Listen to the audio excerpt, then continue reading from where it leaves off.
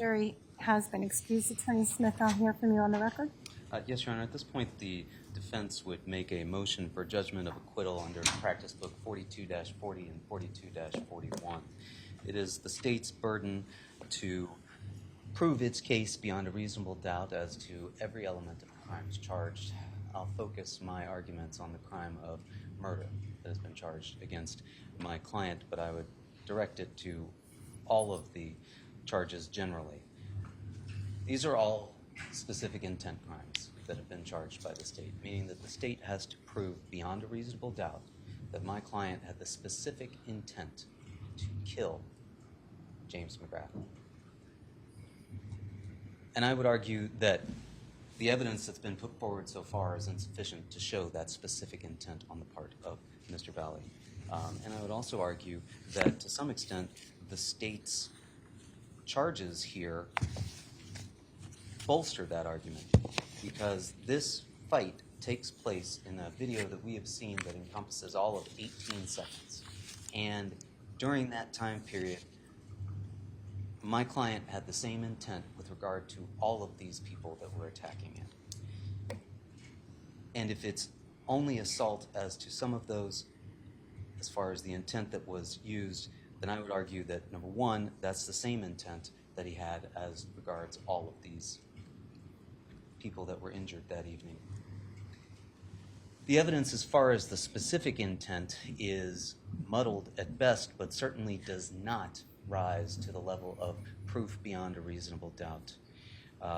We have heard from witnesses, many of whom were inconsistent within their own testimony, but certainly inconsistent in the aggregate as we look at what they claim to be able to see.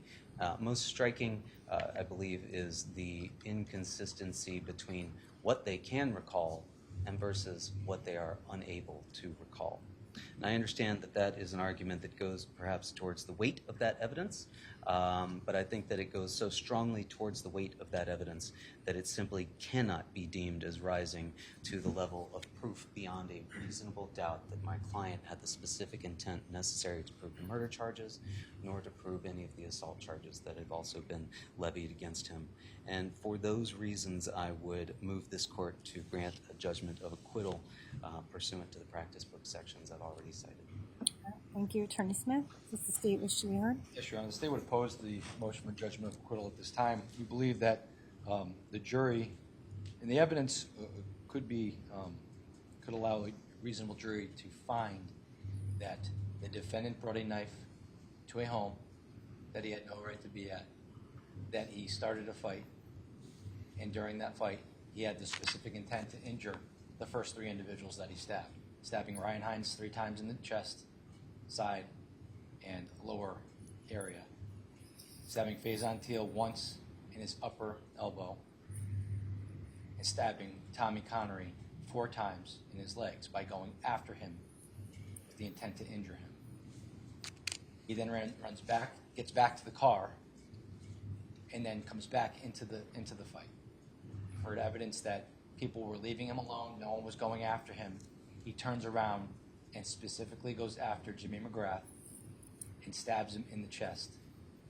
I think that a reasonable jury can infer what his intent was based on the manner in which these wounds are inflicted. They weren't slash marks, these were purposeful stabbings.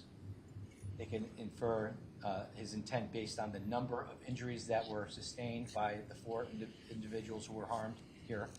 There were 9 stab wounds. They can infer from his conduct by returning to the area with a knife that his intent was to not only, 1, cause serious physical injury to those individuals, but by coming back and stabbing Mr. McGrath where he stabbed Mr. McGrath in the chest, that his intent was to kill Mr. McGrath. So I would oppose the defense's motion at this time. We believe that viewing the evidence in the light most favorable to the state at this point, that we've sustained the right for the evidence to go to the jury and for the jury to decide this case. At this point in time, the court is going to take the motion and the opposition to the motion under consideration. Murphy presiding. Good afternoon, Your Honor. Good afternoon, Judge. Good afternoon. You may be seated.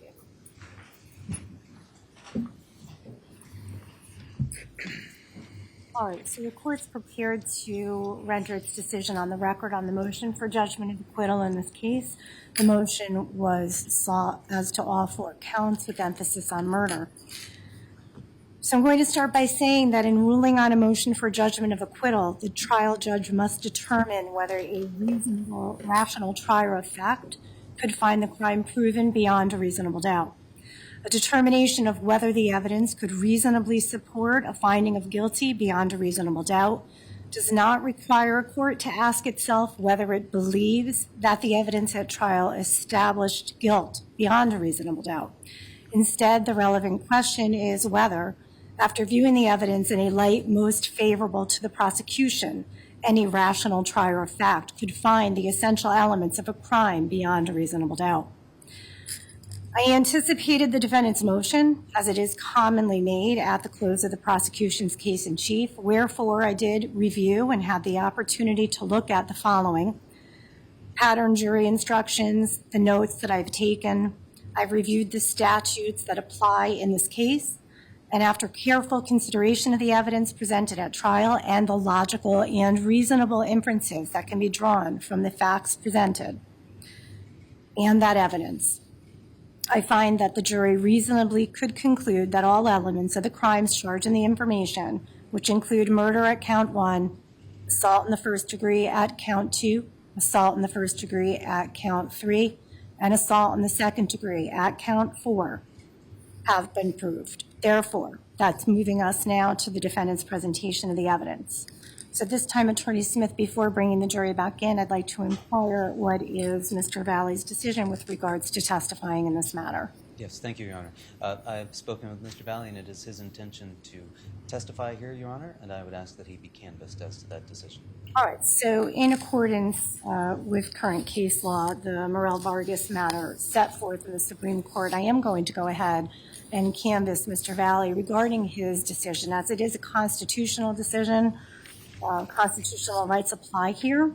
So at this point in time, I'm going to actually start with counsel. Attorney Smith, have you informed the defendant that he has the right to testify as well as the right not to testify, and should he not testify, the fact finder may not draw any adverse inferences from his choice to not testify? I have, Your Honor. Did you also explain to the defendant his right to testify as well as to not testify belongs to him alone, and that no one else can make that decision for him, including counsel? Yes, I did, Your Honor.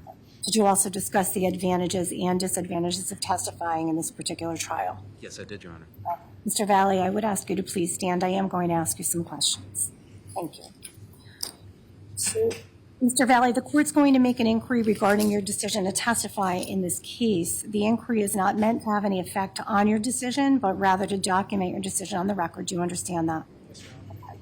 So after consulting with Attorney Smith, is it your decision to testify on your own behalf? Yes, Your Honor. Do you understand that you have a constitutional right to either testify on your own behalf or to not testify on your own behalf? Yes. Do you also understand that you're not obligated to testify? Yes. Do you further understand that if you were to choose not to testify, the fact finder would be instructed not to draw any adverse inferences from your choice to not testify? Yeah. Do you also understand that your right to testify or to not testify belongs to you alone, and no one, including your counsel, can prevent you from testifying or force you to testify? Yes, Your Honor. Do you feel that you've had enough time and opportunity to discuss your decision with counsel, including strategy concerning the right to testify or to not testify in your case? Yes. And you also feel that you've had enough time to consider the advantages and disadvantages of testifying? Yes. Have you understood the information that counsel has provided to you relative to your decision?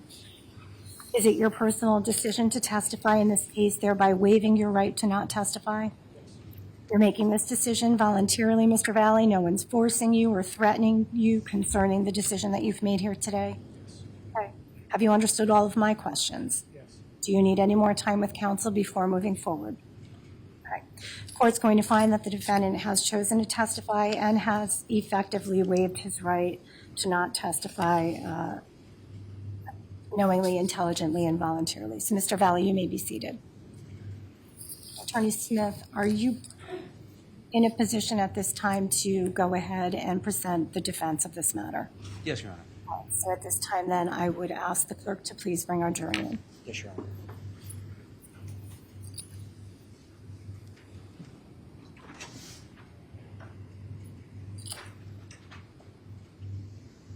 I'm not sure if I stated it on the record. The clerk sent me a note, but just in case I didn't, the motion for judgment of acquittal is denied.